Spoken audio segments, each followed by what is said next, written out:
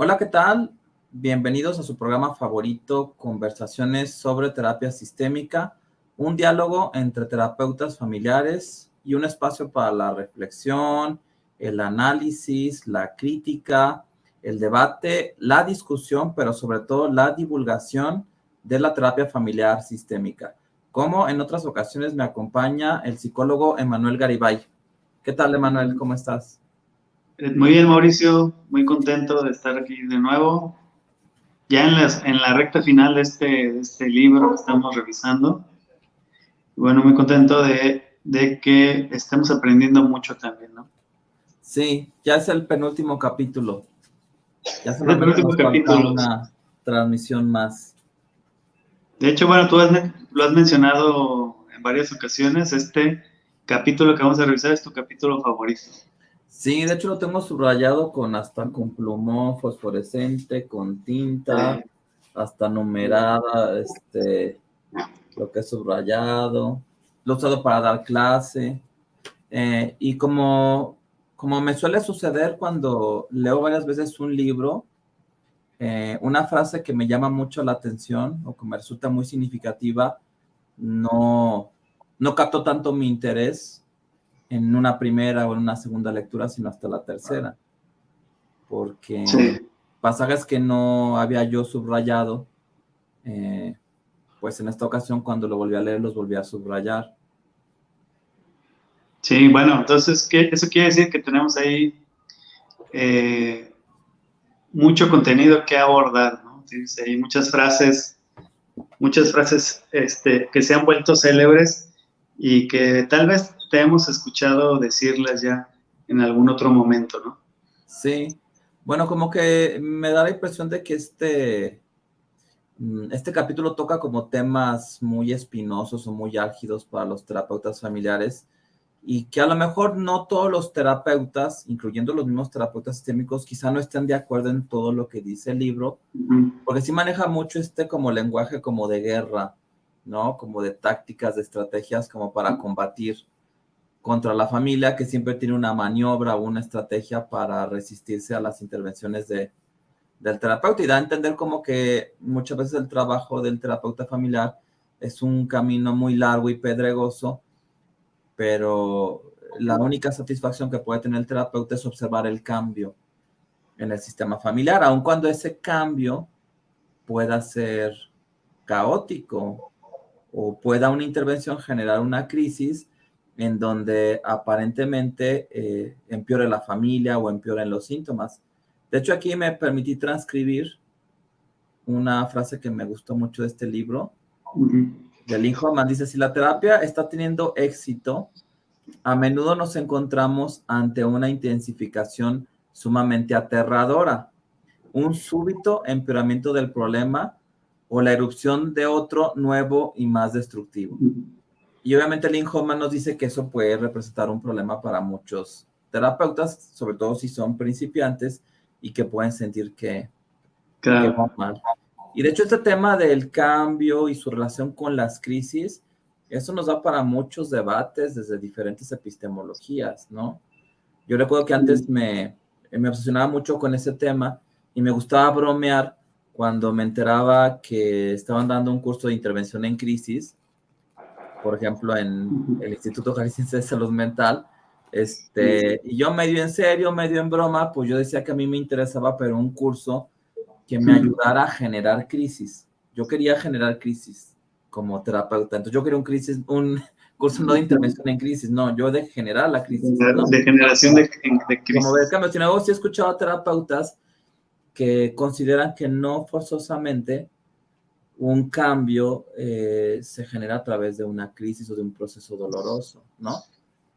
Sí, sí, sí, es muy interesante. Bien, yo creo que este capítulo, a mí me da la impresión que este capítulo lo escribió Lynn Hoffman, este, a través de la retroalimentación de otros terapeutas o de otras personas a las que quizás dio a leer su libro, y al recibir la retroalimentación dijo, bueno, sí, necesito contestar algunas preguntas que no han quedado claras todavía, pero que son muy, muy importantes para no desvirtuar el enfoque que estoy representando en esta obra, ¿no?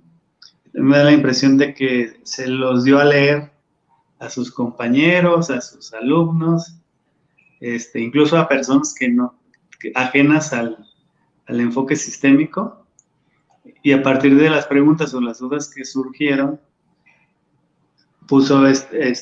redactó estos asuntos al filo de la navaja, eso. En el filo de la espada. Al filo de la espada, siempre digo navaja. Ajá. Sí, al filo de la espada. Y bueno, un asunto al filo de la espada es precisamente el asunto de si realmente el enfoque sistémico es efectivo, en el sentido de que resuelve todos los problemas de la familia, y lo que el hijo cuando dice no resuelve los problemas de la familia, es más, cuando tú resuelves uno, aparece otro y otro y otro y otro, ¿no? Sí, pone el ejemplo como de un príncipe que va a rescatar a la princesa y lucha con un dragón y luego contra serpientes y luego tiene que cruzar un río de fuego y finalmente nunca llega a rescatar a la princesa, ¿no? O cree que está cerca, pero puede ser un proceso interminable. Sin embargo, desde la óptica de Lynn Hoffman y de los autores sistémicos, lo más importante es que la familia está enfrentándose a cambios que pueden reorganizar al sistema y llevarlo a un mejor nivel de funcionamiento y de satisfacción, aun cuando el problema pueda ser doloroso, que de hecho para los médicos, pues a veces sabemos que muchas intervenciones pues pueden ser incómodas. Por ejemplo, el típico caso de un paciente que tiene dolor en el abdomen y que se sospecha apendicitis, pues si va a un servicio de urgencias, el médico que explora va a presionar esa región del abdomen, que es la fosa ilíaca derecha, y el paciente puede soltar un grito, y eso habla de que hay inflamación en esa zona, y entonces sospechar que hay un apéndice inflamado y que hay que intervenir porque está en riesgo la vida del paciente, ¿no? Entonces, en el ámbito médico, los médicos están acostumbrados a que muchas intervenciones no son muy cómodas o incluso son dolorosas para el paciente, porque incluso el mismo dolor no se puede anestesiar, como en el caso del ejemplo, porque el dolor viene a ser un indicador que puede salvar la vida del paciente. Entonces creo que en la terapia familiar también hay intervenciones que pueden ser dolorosas, que pueden ser molestas para la familia, que puede haber el riesgo de que la familia no regrese y que el terapeuta se quede como con un mal sabor de boca o con la pregunta de qué pasó con esa familia, ¿no? Este libro que hemos citado, que igual también sería bueno hasta proponerlo, el de Momentos Decisivos de Pittman. Sí, Igual claro. lo podemos contemplar, ¿eh? Él habla de casos en donde mucho tiempo después, de un proceso familiar en donde él cree que la familia lo despidió y que todo salió mal, se encontraba con familiares que él ya ni recordaba, pues ya no, sí, usted vio a mi familia, lo que usted dijo tuvo mucho impacto y muchas gracias, hasta después nos dimos cuenta del beneficio, gracias, y él, yo pensé que me había ido mal, ¿no? Entonces se me hace muy valioso ese libro, que un terapeuta familiar ya entrado en años haga esas reflexiones de que no sabes lo que está pasando, no promueves el cambio. Y que no puedes no ver muchas cosas, ¿no? Y que todo nos ha pasado alguna vez, ya los que tenemos un tiempo trabajando el modelo sistémico, pues lo hemos experimentado. Pero yo creo que es muy pertinente que lo ponga sobre la mesa Lynn Hoffman, porque es muy riesgoso en términos de autocuidado del terapeuta, el entrar con una expectativa tan alta, en el sentido de querer curar a las familias, ¿no? O querer resolverles todos los problemas de las familias, dejarlos sin problemas, ¿no? Bueno, de hecho, me gusta mucho este capítulo y eso, de hecho, creo que desde que lo leí me llamó la atención. De hecho, cuando lo leí la primera vez no entendí muchas cosas, porque creo que para entender bien un libro de terapia familiar, tienes que ver cómo es una terapia de familia, trabajar con familias, ahí puedes aprovechar más, porque de otro modo, muchas cosas que afirman esos autores sí te parece ciencia ficción o no lo entiendes muy bien, pero ella empieza el capítulo diciendo que cada vez tenemos más respeto por las familias, ¿no? Por la complejidad que tienen. Y creo que también el terapeuta, dentro de ese respeto, se da cuenta que hay cosas que no puede o que no debe controlar y que la familia con sus recursos va a generar una movilización que les va a llevar a un mejor nivel de funcionamiento y que no todo está en manos del terapeuta. Que nuevamente también, poniendo el ejemplo de la medicina, ¿no? Cuando se le prescribe un antibiótico a un paciente que tiene una infección X, Y o Z, realmente el antibiótico no es de que vaya y aniquile al agente infeccioso, a la bacteria, sino que simplemente el antibiótico lo que va a hacer es que va a permitir que se inhiban algunas funciones del microorganismo, no lo mata por completo, y que ya con eso el cuerpo pueda hacer el resto de la chamba. Porque a una persona que está inmunocomprometida le podrán poner dosis de caballo de antibióticos y no responde. Es decir, tiene que tener también un sistema inmune íntegro, funcional, para que el antibiótico pueda trabajar. Entonces, ahí vemos la acción del antibiótico y también la necesidad de que el cuerpo haga su parte. Entonces, lo mismo sucede con las familias. Creo que se ha idealizado mucho la psicoterapia, ¿no? De que el terapeuta tiene que tomar toda la responsabilidad del proceso y hacer la intervención, y no es así. El terapeuta hace unas partes, como un antibiótico que inhibe una parte de la bacteria y ya, y a lo mejor la bacteria ya es un poco más lenta, pero ya con eso generaste un cambio y el organismo reacciona. Eso también es el principio de totalismo, de totalidad, ¿no? Aplicado a la medicina y a la psicoterapia. Ajá, sí, definitivamente. Yo creo que en ese sentido este capítulo es un capítulo también muy realista, porque nos aterriza a la realidad de los terapeutas, y a veces tiene suena un poco pesimista, ¿no? Porque dices, bueno, me has enseñado la caja de herramientas, pero me dices que pues tiene sus limitaciones esta caja de herramientas, o se utiliza con una lógica diferente a la lógica de el que opera en algunas psicoterapias, de querer curarlo todo, ¿no? Sí, y de hecho creo que es un buen capítulo, por ejemplo, para recomendarlo a personas que van a empezar la terapia familiar, para irse adentrando a algunos conceptos, ¿no? Y a lo mejor perder algunos miedos o adquirir otros, pero saber que es parte del proceso. Porque creo que hay mucho temor de los profesionales de la salud mental a trabajar con familias. Porque en realidad, teóricamente, aunque tú no tuvieras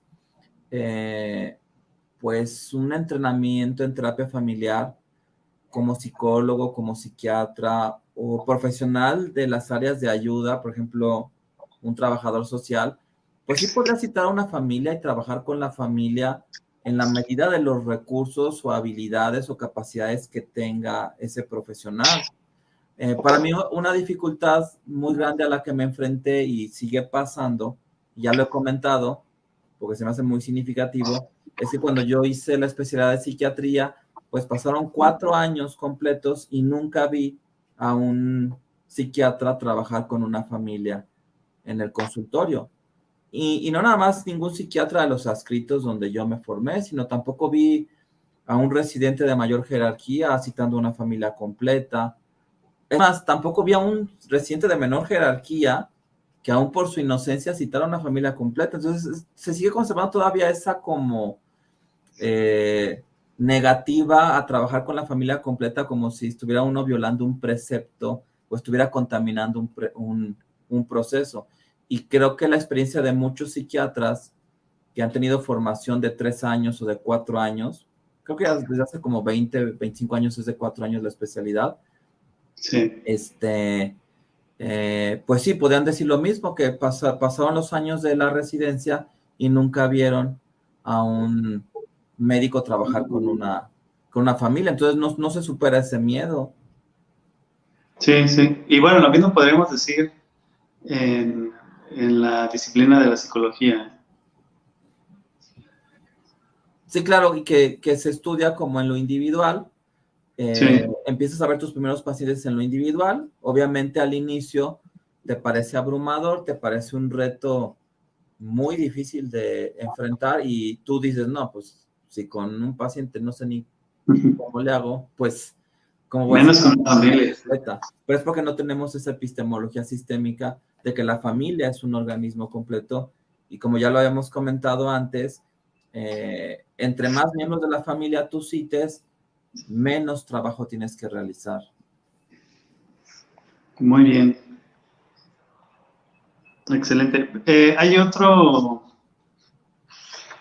apartado que habla acerca de la evolución del problema. Uh-huh. En ella Linhoman nos dice que podemos rastrear, como terapeutas podemos rastrear la evolución del problema de manera generacional. Bueno, presenta ahí un ejemplo. A mí este apartado me parece confuso porque en un momento comenta, no hay ninguna idea de que elaborar un acontecimiento o relación o pauta en el pasado venga a aliviar un problema o un síntoma, como lo creen algunos terapeutas de orientación histórica. Ajá. Y seguido a esto, lo que hace es relatarnos un caso propio, un caso de Lynn Hoffman, en donde ella arrastró el problema a la tercera generación y a partir de la generación hizo un reencuadre que le ayudó a la familia a superar el problema. Fíjate que por un tiempo muy prolongado, te puedo decir que años, cuando yo evaluaba a un niño, siempre hacía un genograma, e incluso en un pintarrón, y lo hacía frente a los papás. E iba yo guiando la entrevista de los síntomas del niño al mismo tiempo o de forma paralela sí, a la realización de ese genograma, y eran entrevistas muy, muy interesantes en donde se generaba la situación en la que yo estaba nada más con una actitud de interrogar, de conocer, hasta de curiosidad, y la familia iba atando muchos cabos, iba entendiendo muchas cosas de lo que pasaba, y después en otras consultas me decían que lo que yo les había dicho había sido de mucho valor. Cuando yo les digo, no, pues yo no les dije nada, yo nomás estaba haciendo preguntas.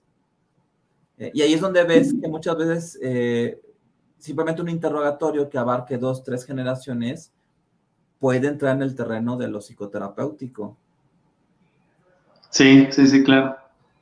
Claro, me parece muy interesante. Y bueno, en el caso que relata Lynn Hoffman, el reencuadre es un reencuadre que podemos categorizar como un reencuadre de lealtad, un reencuadre que se ha vuelto popular o que se volvió popular en la terapia familiar. Entonces,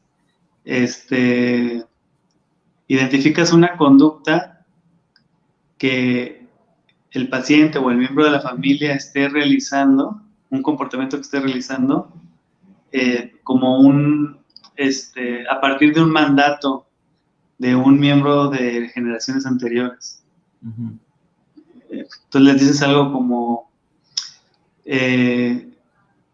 tú has sido muy leal al abuelo, tú has sido muy leal a tu mamá,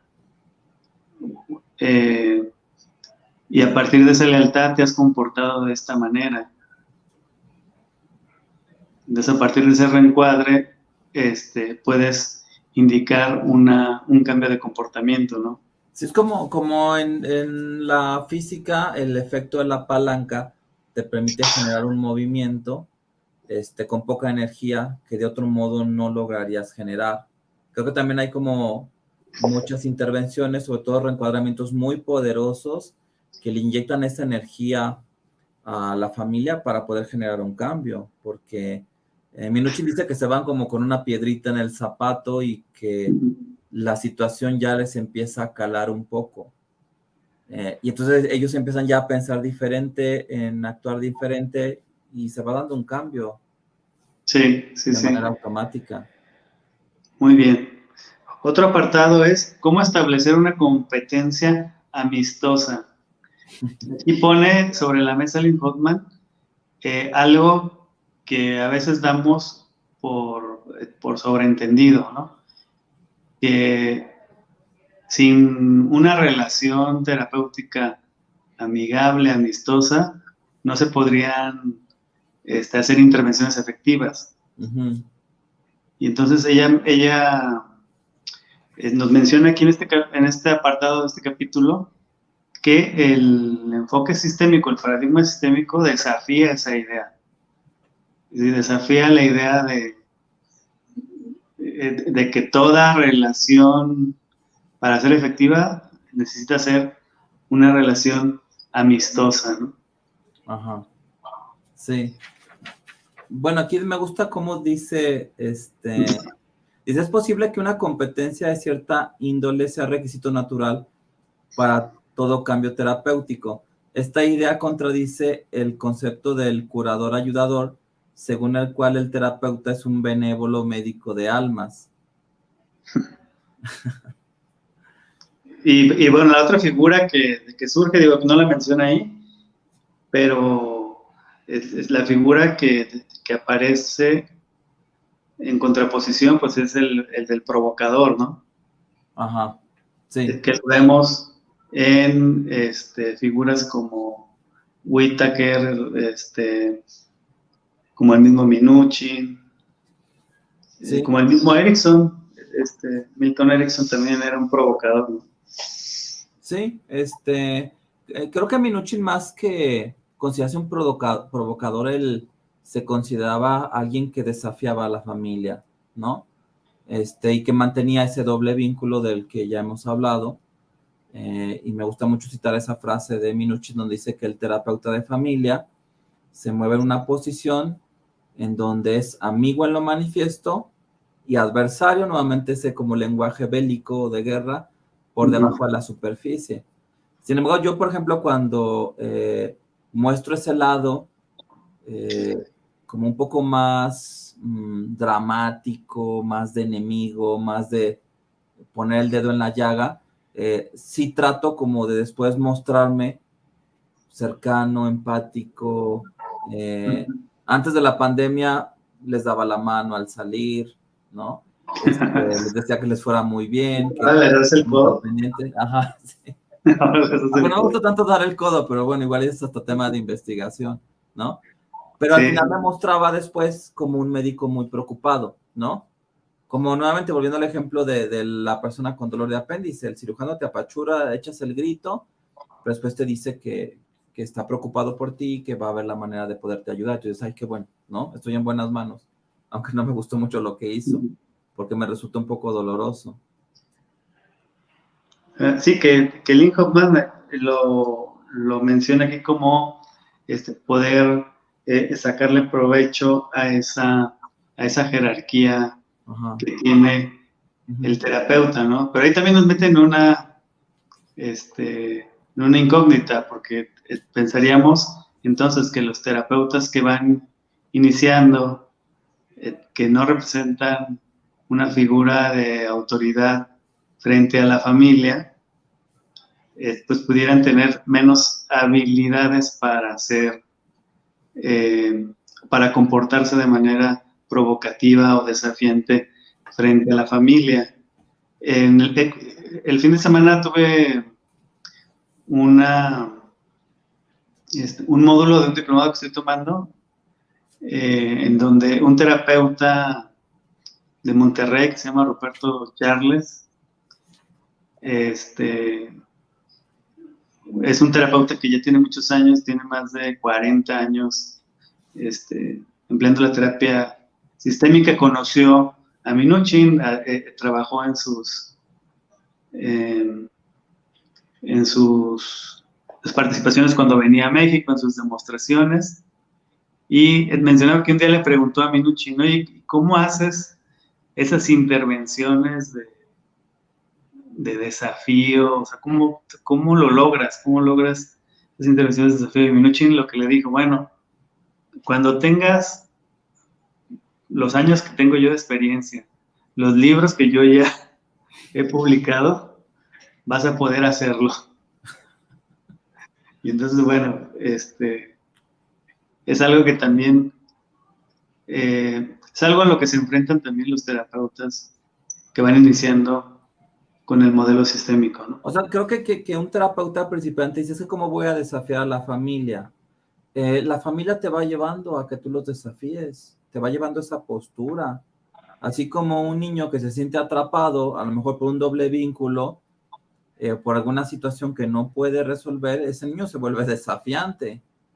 Entonces, creo que más bien los terapeutas de otras epistemologías que trabajan desde otras escuelas de psicoterapia, más bien se aguantan esta tendencia a desafiar a la familia, ¿no? Creo que lo inhiben, lo reprimen. De hecho, me gustó un pasaje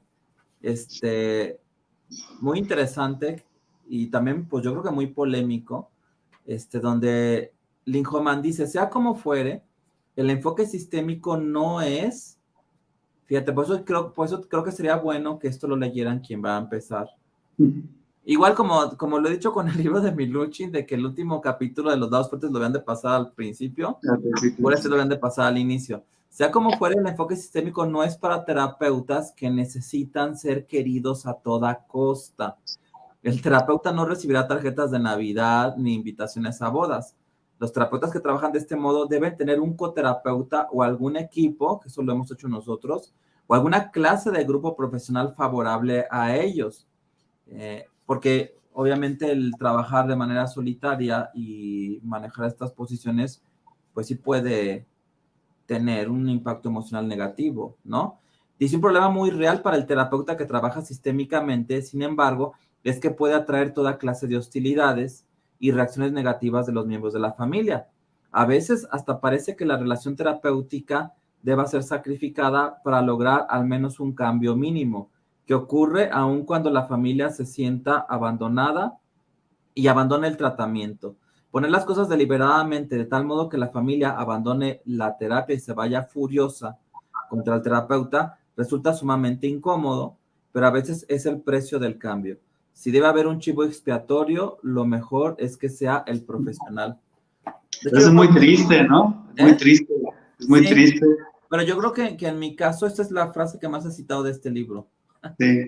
Sí, yo también tengo aquí marcada porque me pegó. Pero yo me pongo los zapatos del terapeuta que va iniciando y ve a sus compañeros que están con otros enfoques, utilizando otros enfoques, y ven que suben a sus redes sociales los chocolates que les regalaron, los regalitos que les dan los niños. Ha de ser difícil, ¿no? Fíjate que fuera de broma, sí, cuando me empiezan a regalar muchas cosas, digo, voy mal. Ajá, voy mal. Empiezo a decir, estoy mal. No estoy siendo terapéutico, no me regalen tantas cosas porque entonces siento que voy mal. Pero es por la influencia de este pasaje. Sí, claro. Muy bien. Podemos pasar a los siguientes. Sí, a las siguientes partes de este capítulo, pero quiero preguntarte si hay algún comentario o alguna pregunta. Pues fíjate que han estado muy atentos a lo que hemos dicho y no ha habido comentarios más que ups, que no sé, es difícil interpretarlo porque no sé en qué momento entró el ups, pero bueno. Es que era Diana, mira, Chanel Aragón. Un saludo, si nos puedes extender un poco más este comentario de ups. Pero igual y creo que es un buen resumen del capítulo, un ups, ¿no? Una buena conclusión. Ajá. Muy bien, hay otra parte de este capítulo que titula como un mutis elegante. Ajá. Y que tiene que ver con el tema de la terminación del proceso terapéutico. Uh-huh.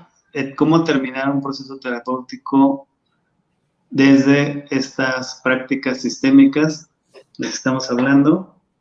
En otros enfoques, esta terminación se va cantando casi desde el inicio y se va ayudando al paciente a que viva su duelo, esa separación del proceso terapéutico. Entonces, otros terapeutas van a hacer rituales para ayudarles a que puedan terminar de la mejor manera posible, pero Lynn Hoffman nos previene de que pues la terminación no es tan con bombo y platillo, ¿no? Desde un enfoque sistémico. Sí. Claro, de hecho, en sí la terminación ya puede ser una hazaña y algo a lo que no están acostumbrados muchos terapeutas o algo en lo que no reciben un entrenamiento o alguna herramienta dentro de su formación, cómo finalizar un proceso. Sí. Es más común que el paciente te dé de baja a ti o la familia te dé de baja que el terapeuta dé de alta a una familia, ¿no? Sí, de hecho, a veces el paciente, a ver si no me veo muy psicoanalista, te puede, te puede comentar que soñó que lo diste de alta, ¿no? O puede empezar a cancelar citas, pero viene a una y cancela dos, y ya tú vas viendo que él ya va saliendo del proceso, y entonces tú puedes manejarlo como, te veo en 6 meses, te veo en un año, dejamos una cita abierta, y el paciente mismo finaliza el proceso. De hecho, yo a veces he terminado algunos procesos con algo de duda, y ya no me preocupa tener dudas, porque finalmente les digo, si quieres regresas el día de mañana y cancelamos el alta, no pasa nada, ¿cuál es el problema, no? Cuando los pacientes me han dicho, sobre todo en terapia individual, o más bien me han contestado la pregunta que yo les planteo de que, ¿qué me dirías si hoy yo te dijera que esta es la última sesión? Si hoy te diera yo de alta. Hubo una vez una paciente que me dijo, es que siento que sería un día muy feliz, sería posiblemente uno de los días más felices de mi vida. Estás dando en este momento, ¿no? Y se llenan de una emoción y se van muy contentos y ya no regresan. Y a veces pasa que después del alta, cuando vuelven a regresar conmigo, regresan, y esto hasta se los comparto, antes del alta, por otro tema, por otro asunto que ya no tiene nada que ver con el tema que estamos trabajando. Y entonces ahí me doy cuenta que fue una alta exitosa, ¿no? Pero que fue así como frenar en seco, pero que resultó adecuada. Sí, muy bien. Lynn Hoffman sugiere una pregunta o una intervención. Una vez que ya hay avances o cambios o que ves cosas diferentes en la familia, suele preguntar por qué tendrían que hacer o dejar de hacer para que las cosas volvieran como al inicio del proceso terapéutico. Yo conozco esa pregunta como la pregunta de la vacuna, porque como que te vacuna para no regarla o no dar pasos para atrás o no volver a los problemas anteriores, ¿no? Exacto, sí. Sí, porque la familia ya se lleva en la conciencia cuáles son los pasos para el retroceso. Muy bien, muy bien. Y bueno, otro tema importante para Lynn Hoffman es el tema del equipo terapéutico. Ella dice que, bueno, el tema del equipo terapéutico es un tema que ya lo hemos hablado en otras videotransmisiones. Es costoso si lo vemos en un contexto privado, ¿no? Ajá. Sí. Poco viable, ¿no? Sí, pero creo que todos los terapeutas que trabajan con familias tienen que ver la manera de tener un grupo que también les muestre un apoyo, una retroalimentación a su quehacer profesional, porque sería inconcebible que un terapeuta sistémico viva aislado en su torre de marfil haciendo terapia sistémica y no le dé la importancia a los recursos de su comunidad, de su propio sistema, de su propio gremio. Todavía te lo paso de un psicoanalista ortodoxo que lleva una vida muy solitaria y no tiene mucha interacción con otros profesionales o que no pide una retroalimentación de sus casos. Creo que los terapeutas que más debemos de relacionarnos con personas que hacen un trabajo similar somos los terapeutas sistémicos. Sí, definitivamente. Bueno, en este apartado me pareció muy curiosa la estrategia que señala para ejemplificar esta necesidad del equipo terapéutico, que ella lo relaciona con una estrategia de venta. Uh-huh. Y que va más o menos así la lógica. El equipo terapéutico regaña al terapeuta y la familia se pone del lado del terapeuta. Uh-huh. O la familia establece una alianza a partir de esa relación que tiene el equipo terapéutico con el terapeuta. Uh-huh. Entonces, algo así como el terapeuta, después de hablar con el equipo terapéutico, llega y dice, pues me están diciendo en el equipo terapéutico que estoy mal, que lo que les estoy diciendo no va bien, uh-huh, pero yo confío en ustedes y entonces la familia se pone del lado del terapeuta y empieza a generar una competencia amistosa, como lo vimos en el apartado anterior, con el equipo terapéutico, ¿no? Uh-huh. Y bueno, por último, nos habla de cómo resolver ese tema del equipo terapéutico cuando estamos trabajando solos. Lynn Hoffman dice que, bueno, es importante trabajar en el entrenamiento o en la capacitación con el equipo terapéutico, y que después del entrenamiento o de las supervisiones que tú tienes con un equipo terapéutico, el equipo terapéutico te va a quedar en la cabeza. Uh-huh. Y entonces, cuando requieras acudir al equipo terapéutico, ya los vas a tener integrados. Puedes hacer tu pausa e imaginarte lo que los miembros del equipo terapéutico te dirían para ese caso, ¿no? Uh-huh. Y bueno, yo creo que con eso podemos ir concluyendo ya esta videotransmisión. ¿Hay algo más que tú tienes ahí apuntado, Mauricio? No, ya comenté lo que me resulta más significativo. Y aquí ya Jera nos dijo cuál es el significado de loops, que bueno, para aclarar. Nos dice, hola, quería comentarles sobre que probablemente el asunto de la terapia familiar no está institucionalizada. Sí. Sí, pues es un gran reto y un desafío para las instituciones de salud públicas, ¿no? Que ofrecen servicios con cuotas de recuperación, que puede haber servicios de salud mental muy bien integrados, con trabajo interdisciplinario, y que el servicio de terapia familiar, no se diga el de terapia de pareja, brilla por su ausencia.